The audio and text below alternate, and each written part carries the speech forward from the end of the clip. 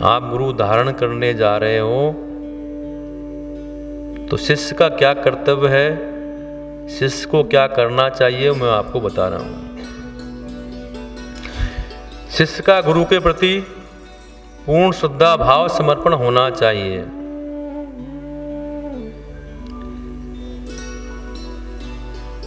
गुरु के वचनों में विश्वास होना चाहिए।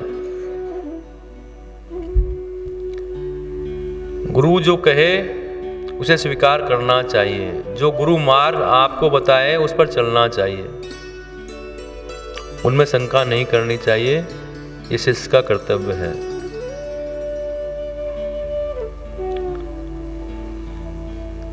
हमारी सनातन परंपरा में 4 परंपराएं प्रमुख हैं जिनके द्वारा दीक्षा नामदान दिया जाता है। पहली संप्रदाय है ब्रह्म संप्रदाय, एक शैव संप्रदाय है, श्री संप्रदाय है और कुमार संप्रदाय है। जिस संप्रदाय से आप दीक्षा लेने जा रहे हैं उसे श्री संप्रदाय कहा जाता है। श्री यानी लक्ष्मी। उसे रामानुज संप्रदाय के नाम से भी जाना जाता है, क्योंकि हमारे सहसावतार रामानुज स्वामी जी ने इसका प्रचार प्रसार किया। तो यह संप्रदाय रामानुज संप्रदाय के नाम से भी जानी जाती है। तो बिना परंपरा के अगर दीक्षा ली जाती है तो उसका कोई फल प्राप्त नहीं होता। परंपरा क्या है? जो अनादिकाल से चली आ रही है।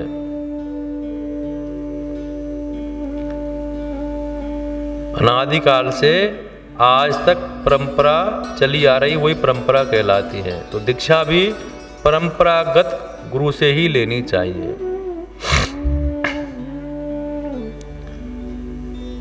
नाम दीक्षा की आवश्यकता क्यों पड़ी, इसकी शुरुआत कब से हुई,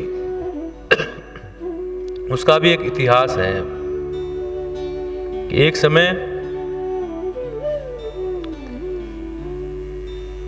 बैकुंठ में भगवान को जीवों को अपने पास लाने की चिंता हुई कि जीव संसार में जाकर मुझे भूल गया है, ये मेरे तक कैसे पहुंचेगा। तो भगवान चिंता मग्न थे कि मनुष्य जीव संसार में जाकर अपने चक्कर में फंस जाता है, मोह माया में फंस जाता है और मुझे भूल जाता है। तो ये जीव मुझ तक कैसे वापस आए। तो इसकी चिंता भगवान को हुई। भगवान को चिंतित देखकर शेष जी ने भगवान से पूछा कि भगवान आप इतने चिंतित क्यों हैं, कृपया इसका कारण बताएं। तो भगवान बोले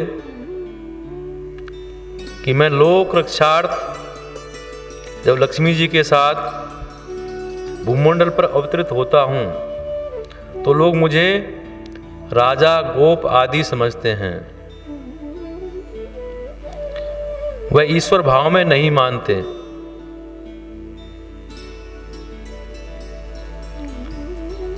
तो शेष जी बोले कि भगवान आप आज्ञा दीजिए। तब भगवान बोले कि शेष जी आप पृथ्वी पर अवतीर्ण होकर जीवों को सन्मार्ग पर लगाने का कार्य करें जिससे वो मुझे प्राप्त हों। शेष जी ने बोला कि भगवान मैं आपकी आज्ञा का पालन करूंगा। आपकी माया से मोहित ही संसार आपको ही भूल गया है। अतः भगवान आप मुझे अपनी लीला विभूति का अधिकार प्रदान करें। भगवान ने शेष जी को दोनों विभूतियों का अधिकार प्रदान किया। तभी शेषावतार ने पृथ्वी पर अवतार लेकर जीवों का प्रभु की ओर गमन कराने का कार्य किया।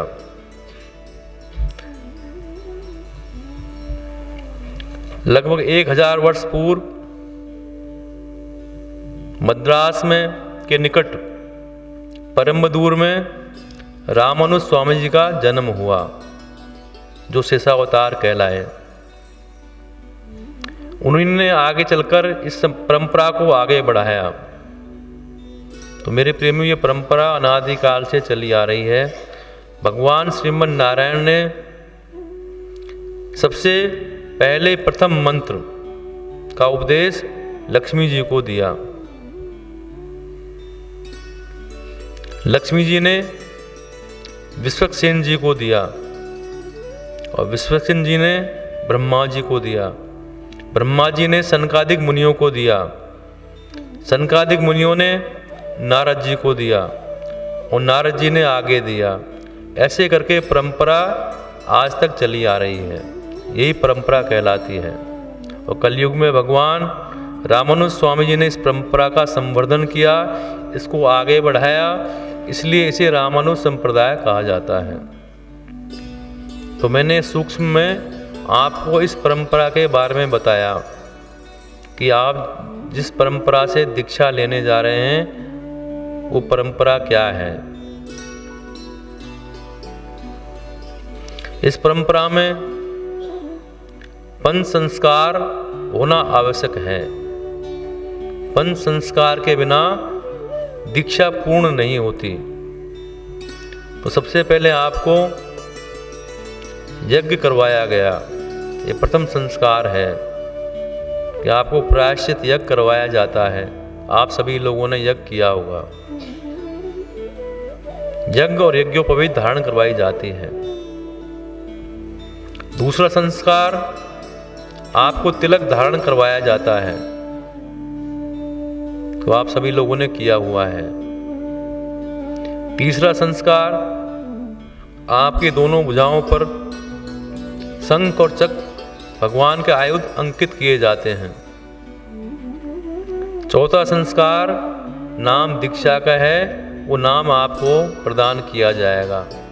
और पांचवा संस्कार शरणागति का है, जीव को भगवान की शरणागति करवाई जाती है। ऐसे करके 5 संस्कार जब पूर्ण होते हैं तो आपकी दीक्षा पूर्ण होती है। तो आपने यज्ञ किया, तिलक धारण किया, ये 2 संस्कार आपके पूर्ण हुए। तीसरा संस्कार, वो भगवान के आयुध शंख और चक्र आपकी दोनों भुजाओं पर अंकित किए जाएंगे।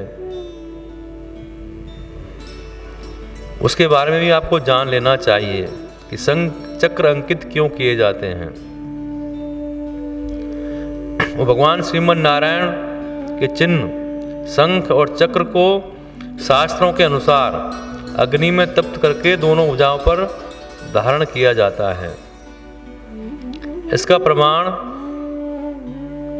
हमारे शास्त्रों में, पुराणों में आता है। पद्म पुराण में इसका प्रमाण मिलता है।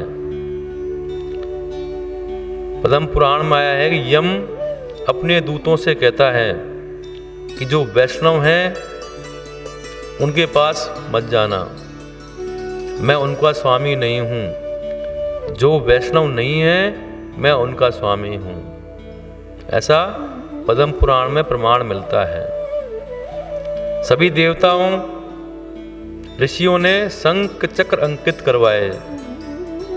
वशिष्ठ जी, पाराशर जी, व्यास जी, अगस्त्य मुनि, अत्रि जी, सनत कुमार, नारद आदि सभी देवताएं तप्त चक्रांकित हुए। जो हमारे ऋषि मुनि हुए हैं उन्होंने भी दोनों भुजाओं पर शंख चक्र अंकित करवाए। इसका प्रमाण शास्त्रों में मिलता है। विष्णु भक्त दाहिनी भुजा पर चक्र और बाईं भुजा पर शंख धारण कर विष्णु भगवान को सानिध्य को प्राप्त करते हैं। ब्रह्म वैवर्त पुराण में भी इसका प्रमाण आया है। मैं इसलिए बता रहा हूँ कि आपसे कोई पूछने लगे तो आप बता सकते हैं कि ये शास्त्रों में इसका प्रमाण है। ब्रह्म वैवर्त पुराण में भगवान नारायण कहते हैं कि हे भूदेवी मेरी बात सुनिए। जहाँ चक्रांकित मनुष्य रहता है वहां से 3 योजन की दूरी तक मेरा क्षेत्र, मेरा निवास रहता है। ऐसा भगवान भूदेवी से कहते हैं।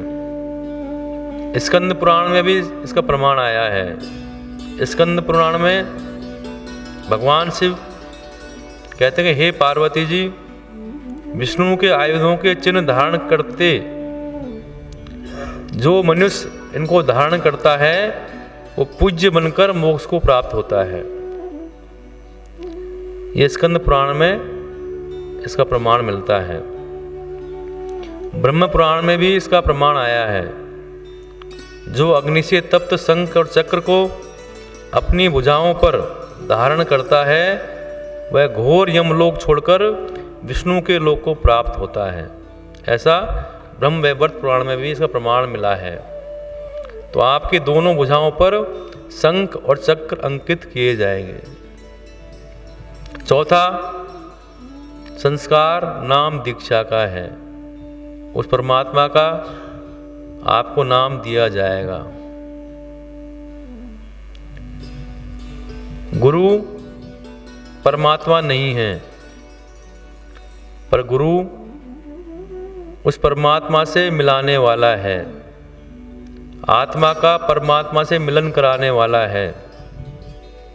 वो बीच की कड़ी है जो ब्रह्म और जीव को मिलाती है। तो नाम की बड़ी महिमा है। और कलयुग में तो नाम प्रधान है। कलयुग केवल नाम आधारा, सुमर सुमर नर उतरहि पारा। और मंत्र में बड़ी शक्ति होती है। तुलसीदास जी ने लिखा है कि मंत्र महामणि विषय व्याल के, मेटत कठिन कुंवक भाल के। उस नाम के द्वारा हम सब कुछ प्राप्त कर सकते हैं। भगवान को प्राप्त कर सकते हैं, यहाँ तक कि उनको अपने बस में कर सकते हैं। परमात्मा को भी हम अपने बस में कर सकते हैं। हनुमान जी ने भी तो भगवान को बस में किया। सुमिर पवन सुत पावन नामू, अपने बस कर राखे रामू। उस नाम के प्रभाव से भगवान राम को हनुमान जी ने बस में कर लिया। तो आप भी कर सकते हो। और जानकी जी ने हनुमान जी को वरदान दे दिया, अष्ट सिद्धि नौ निधि के दाता, अस्वर दीन जानकी माता। उस नाम के प्रभाव से तो उस मंत्र में बड़ी शक्ति है। महामंत्र जो जपत महेशु, कांसी मुकुत हेतु उपदेशु। कहो कहाँ लग नाम बढ़ाई, रामन सकई नाम गुण गाई। तो नाम की बड़ी महिमा है।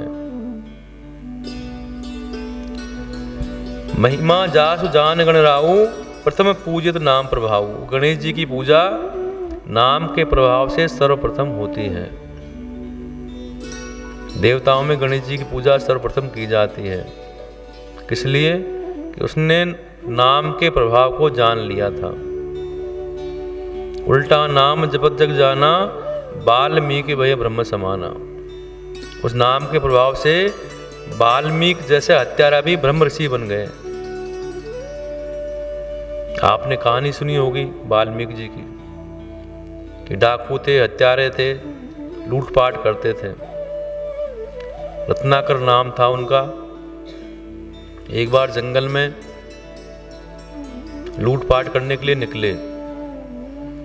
उसी मार्ग से नारद जी आ रहे थे। तो वाल्मीकि जी ने नारद जी को पकड़ लिया। तो नारद जी के पास कुछ था नहीं वीणा के अलावा। पर नारद जी ने वाल्मीकि जी को बोला कि तुम ये जो कार्य कर रहे हो क्यों करते हो?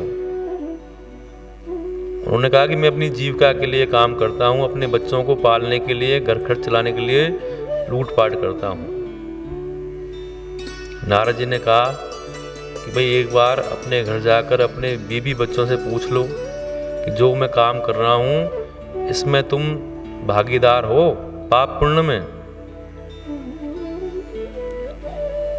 तो वाल्मीकि जी ने कहा कि मैं जाऊंगा घर, तुम भाग जाओगे। तो वाल्मीकि जी ने नारद जी को पेड़ के बांध दिया रस्सी से और अपने घर चले गए। घर जाकर अपने बच्चों से पूछा कि मैं जो चोरी करता हूँ, लूटपाट करता हूँ, इसके पाप पुण्य में तुम भागीदार हो? तो बीवी बच्चों ने हाथ खड़े कर दिए कि हम भागीदार नहीं हैं। वाल्मीकि जी को ज्ञान हो गया कि जिनके लिए मैं हत्याएं करता हूँ, अपराध कर रहा हूँ, वो मेरे साथ नहीं है इस कार्य में, तो मैं ये काम क्यों करूँ। वापस चल दिए, नारद जी के सामने लेट गए, उनसे माफ़ी मांगी, उनको गुरु धारण किया। नारद जी ने उनको नाम दिया और कहा कि नाम लेते रहो बैठकर, जब तक मैं वापस नहीं आऊँ, जब तक परमात्मा का नाम लेते रहो। वहीं वाल्मीकि जी बैठ गए और परमात्मा का नाम लेने लगे। तो वही डाकू रत्नाकर ब्रह्म ऋषि बन गए उस नाम के प्रभाव से। तो मेरे प्रेमी, उस नाम से बड़े बड़े पापी भी तर गए। श्रीमद् भागवत में अजामिल का प्रसंग आता है कि अजामिल जैसा हत्यारा भी उस परमात्मा के नाम लेने से तर गए। आपने कथा सुनी होगी कि उसने एक बार अपने बेटे का नाम पुकारा, भगवान का नाम भी नहीं पुकारा। उसके बेटे का नाम था नारायण। अंतिम समय में यम के दूत जब अजामिल को लेने आए तो भय से, डर से और आसक्ति से उसने अपने बेटे को पुकारा, नारायण नारायण नारायण। जैसे नारायण नाम पुकारा तो वहाँ पर भगवान के पार्षद आ गए। उधर यम के दूत उनको ले जाने के लिए तैयार थे। तो यम के दूत और भगवान के पार्षदों में तर्क वितर्क होता है, संवाद होता है। यम के दूत कहते हैं कि जीव पर हमारा अधिकार है, इसने जीवन में गलत कार्य किए हैं, अपराध किया है, पाप किए हैं, इन पर हमारा अधिकार है, हम इसे लेने आए हैं। भगवान के पार्षद कहते हैं कि इसने जो भी किया अपने जीवन में ठीक है, इसने गलत किया, पर इसने अंतिम समय में भगवान का नाम लिया है, इसलिए इस पर आपका अधिकार नहीं है, इस पर हमारा अधिकार है। तो मेरे प्रेमियों, भगवान के नाम लेने से उनकी जान बच गई। उस भगवान का नाम हम श्रद्धा और विश्वास के साथ लें तो सब कुछ संभव है।